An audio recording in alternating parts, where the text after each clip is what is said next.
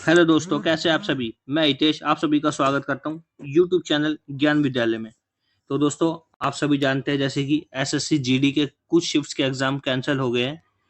तो बहुत सारे बच्चों का कमेंट भी आया और बहुत सारे लोगों की राय है कि सर ये ऐसे कैसे हो गया। तो कुछ टेक्निकल फॉल्ट की वजह से हुआ है, इतना मुझे कंफर्म नहीं है। तो आपको कोई घबराने की जरूरत नहीं है। जिसके भी एग्जाम री एग्जाम होगा जिसका भी, तो उसके लिए एक अच्छा सुनहरा अपॉर्चुनिटी है, यानी अवसर है उसके लिए कि वो उसको एक और चांस मिला है। तो मेरी ओर से बेस्ट ऑफ लक, आप अच्छे से अच्छा एग्जाम करके आइएगा। तो चलिए अपनी वीडियो को स्टार्ट करते हैं। और यदि आप हमारे इस चैनल पर हमारे साथ पहली बार जुड़े हैं तो please like share and subscribe करना ना भूलिए।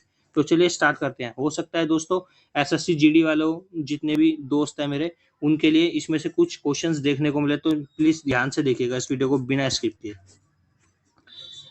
तो जैसे कि पहला क्वेश्चन है, अकबर का एकमात्र हिंदू दरबारी जिसने दीन इलाही को स्वीकार किया था। तो कौन था दीन इलाही जिसने स्वीकार किया था? उसका नाम था बीरबल। ठीक है, बीरबल का मूल नाम पूछ लेता है। तो बीरबल का मूल नाम भी आपको याद होना चाहिए, महेश दास। ठीक है, इस तरीके से आप याद रखेंगे। ठीक है, अकबर ने क्या किया था? दातिश, दातिश एक ट्रिक है, उसके माध्यम से आप समझेगा। दातिश से 1582 में उसने दास प्रथा का अंत किया। ठीक है, और 1583 में तीर्थ यात्रा स्टार्ट की और 1584 में उसने क्या किया? जजिया कर को समाप्त किया। ठीक है, इस तरीके से आप इस क्वेश्चन से याद रखेंगे। ठीक है, और जैसे कि मैंने आपको बताया ये क्वेश्चन जो है, हो सकता है इसमें से जितने सारे इंपॉर्टेंट फैक्ट्स हैं उसको देखते हुए चलिएंगे। ठीक है, तो चलिए आगे बढ़ते हैं। तो option number B right. Akbar के दरबार में रामायण का फारसी में अनुवाद किसके द्वारा किया गया था? तो अकबर के दरबार में रामायण का फारसी में अनुवाद किसके द्वारा किया गया था? ऑप्शन नंबर 3 यानी कि बदायूनी। ठीक है, और किस नाम से किया जाता है ये भी पूछ लेता है, रज्मनामा। ठीक है, यहाँ पे आप रज्मनामा ही बोल सकते हैं, रजनामा बहुत सी बुक्स में ऐसे भी लिखा है, तो इस तरीके से आप पढ़ सकते हैं। ठीक है, यानी कि फारसी लैंग्वेज में, फारसी भाषा में रामायण का मतलब क्या था? रज्मनामा। ठीक है, तो चलिए आगे बढ़ते हैं। अकबर के दरबार में तथाकथित 9 रत्नों में से एक जो हिंदी का प्रतिष्ठित कवि था वह था कौन था? तो अब्दुल रहीम खान खाना। ठीक है, जो कि हिंदी की भाषा में भी प्रख्यात था। अब क्वेश्चन आता है कि जो अकबर है उसके 9 रत्न कौन कौन से हैं? ठीक, यानी कि 9 दरबारी कवि या 9 रत्न आप बोल सकते हैं, नवरत्न कौन कौन से थे? तो आप ध्यान से देखिएगा कौन कौन से थे। सबसे पहले हम देखेंगे बीरबल। ठीक है, ठीक है, मान सिंह। ठीक है दोस्तों, इस चीज को आप देखते हुए चलेंगे। ठीक है, मुल्ला दो प्याजा। ठीक है, दो प्याजा कितने हो गए? 3 हो गए। ठीक है, उसके बाद आप आ जाइए, बीरबल भी हो गया, मान सिंह भी हो गया, मुल्ला दो प्याजा भी हो गया, तानसेन। ठीक है, तोडरमल। ठीक है, तो आप इस चीज को याद रखिएगा। ठीक है, मैंने आपको इतने बता दिए हैं और बाकी आपका काम है कमेंट में करके बताइएगा आप। ठीक है, चलिए आगे बढ़ते हैं। जजिया को मुगल सम्राट द्वारा समाप्त कर दिया गया था। जैसे कि मैंने आपको बताया अभी 1584 में किसने किया था? अकबर ने।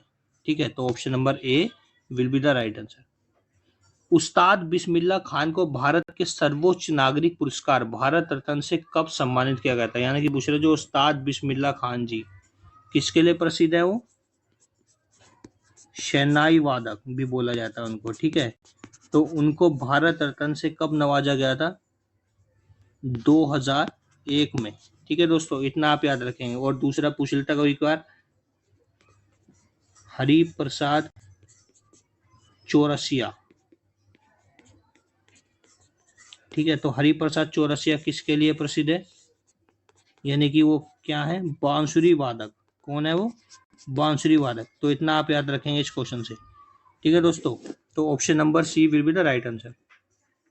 सादीर यानी कि सदीर भी होता है, सादिर भी होता है। सादीर किस नृत्य का प्राचीन रूप है? तो किसका है? तमिलनाडु का। ठीक है,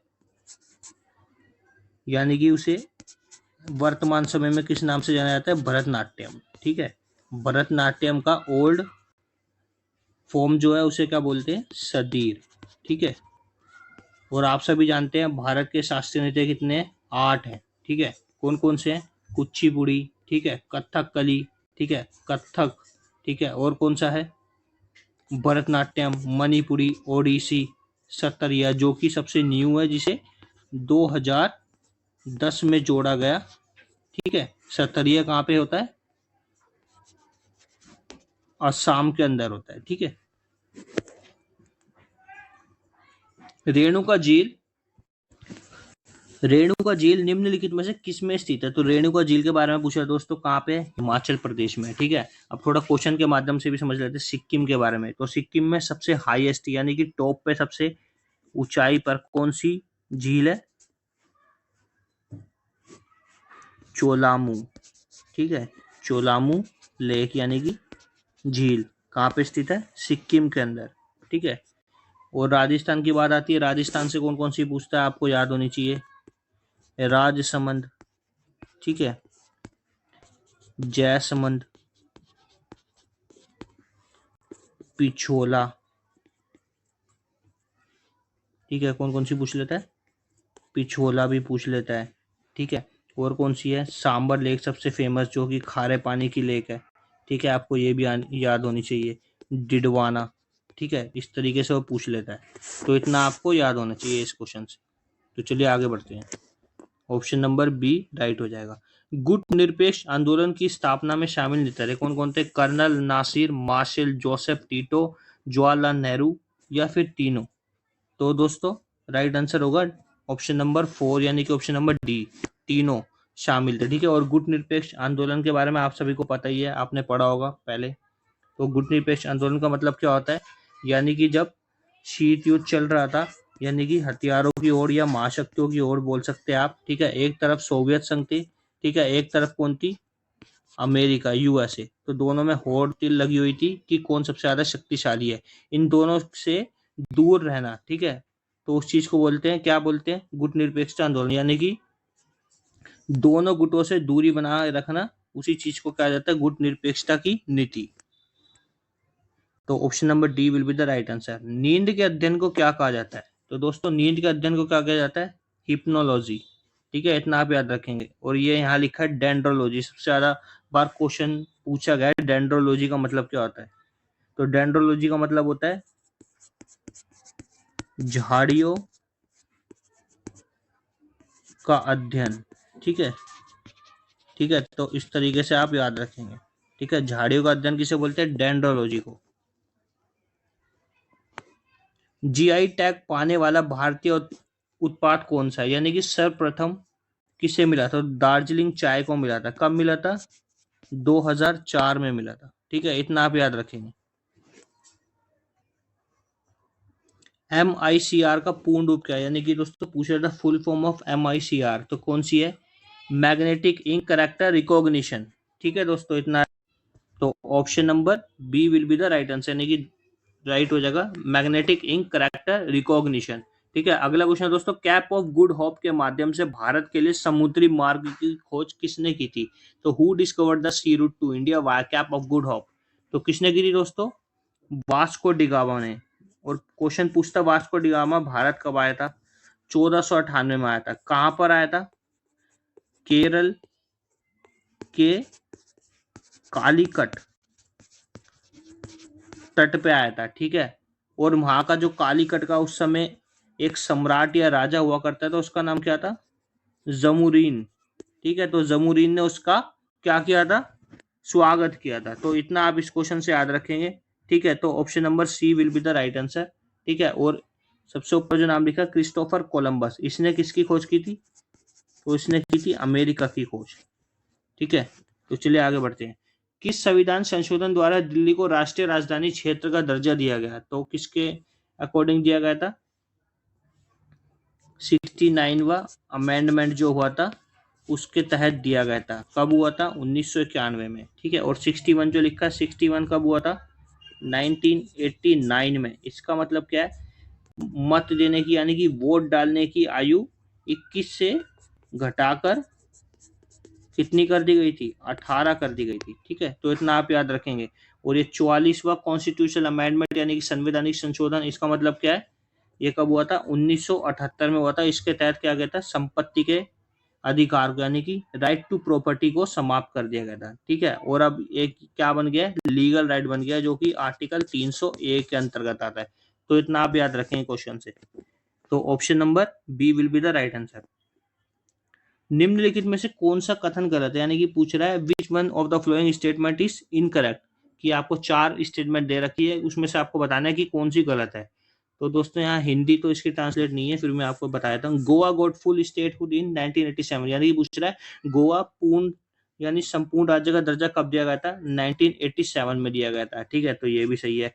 देव इज यानी कि Diu is a island of gulf of Khambhat, Daman और दीव के बारे में बताया था, ये भी ठीक है। ठीक है, अगला पूछ रहे Daman and Diu is the separated from Goa by the 56 century, 1956, यानी कि ये बिल्कुल गलत हो जाएगा। ठीक है, तो option number third will be the right answer. Dadra and Nagar Haveli were under French colonial rule till 1954। ठीक है, तो ऑप्शन नंबर यहाँ गलत दिखा रहा है दोस्तों, ऑप्शन नंबर सी। ठीक है, तो option number C will be the right answer. ठीक है, इसको मत देखिएगा आप। ठीक है, ये गलत है।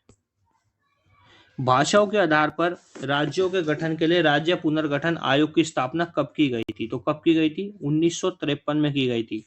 ठीक है, और उस समय जब 1953 के बाद 1953 में भाषाई आधार पर सर्वप्रथम राज्य बना, कब बना? सॉरी, 1956 में। तो कौन सा था? आंध्र प्रदेश। ठीक है, उस समय भारत के अंदर कितने राज्य और कितने केंद्र शासित प्रदेश थे? तो क्वेश्चन पूछता है 14 राज्य और 6 केंद्र शासित प्रदेश, यानी कि 14 स्टेट्स और 6 यूनिट टेरिटरीज। तो इस चीज को भी आप याद रखेंगे।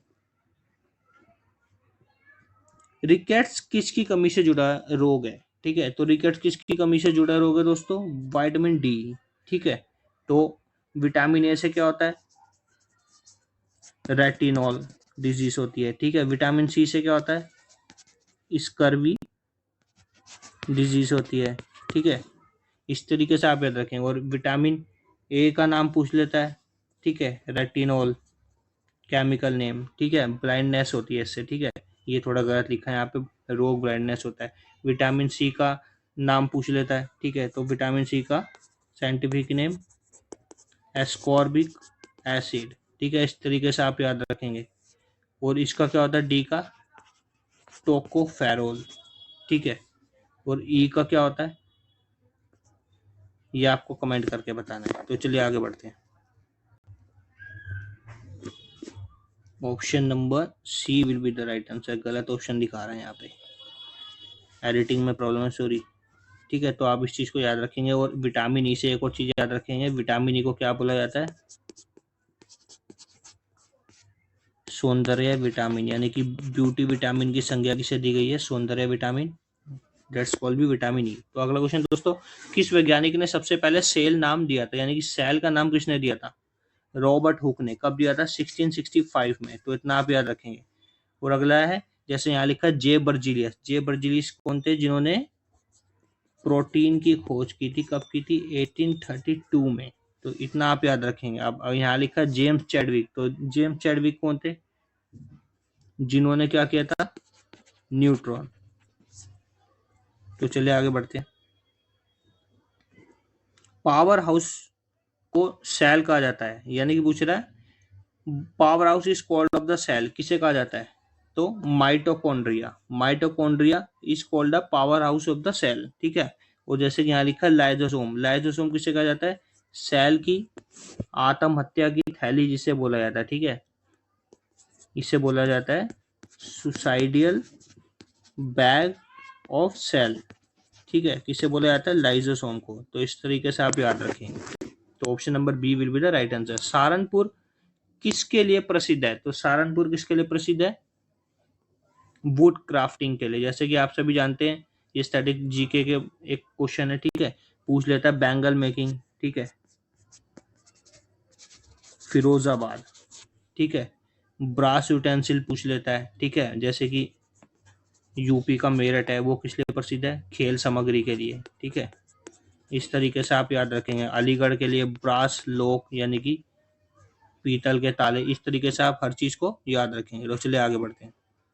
15वें वित्त आयोग के अध्यक्ष कौन है? ठीक है, तो 15वें वित्त आयोग के अध्यक्ष कौन है दोस्तों? NK सिंह। लेकिन अब ये नहीं है, आप 16वें बन चुके हैं। ठीक है, ये क्वेश्चन थोड़ा ओल्ड है तो आप इसको ध्यान रखिएगा। जो हाल ही में बने हुए हैं 2023 से 16वें, वो कौन है? अरविंद पनगड़िया। ठीक है, और पूछताछ सबसे पहले कौन थे? सबसे पहले थे KC नियोगी। ठीक है, 13वें कौन थे और 14वें कौन थे और 15वें कौन थे? तो ये भी आपको पता होना चाहिए। 13वें कौन थे? विजय केलकर। और 14वें कौन थे? YV रेड्डी। ठीक है, और 15वें आपको मैंने बता ही दिए कौन है? NK सिंह। तो इस तरीके से आप याद रखेंगे। किसके शासनकाल में दूसरी बौद्ध परिषद हुई थी? तो बौद्ध परिषद किसके शासनकाल में हुई थी दूसरी, आपको ये बताना है। तो पहली किसके में हुई थी? अजातशत्रु के में हुई थी, दूसरी कालाशोक के में, और तीसरी अशोक। ठीक है, अशोक। और चौथी किसके में हुई थी? कनिष्क के। ठीक है, और एक चीज को आप याद रखें, कनिष्क को किस और नाम से भी जाना जाता है? कुड़िक के नाम से भी जाना जाता है। अजातशत्रु को क्या कहा जाता है? अमित्र घात। ठीक है, तो इस तरीके से आप रखें। तो कौन सा ऑप्शन राइट हो जाएगा? दूसरी बौद्ध संकरी कालाशोक। ठीक है, तो चलिए आगे बढ़ते हैं। दीनपना नगर एक नए शहर की स्थापना किसने की? तो किसने की थी?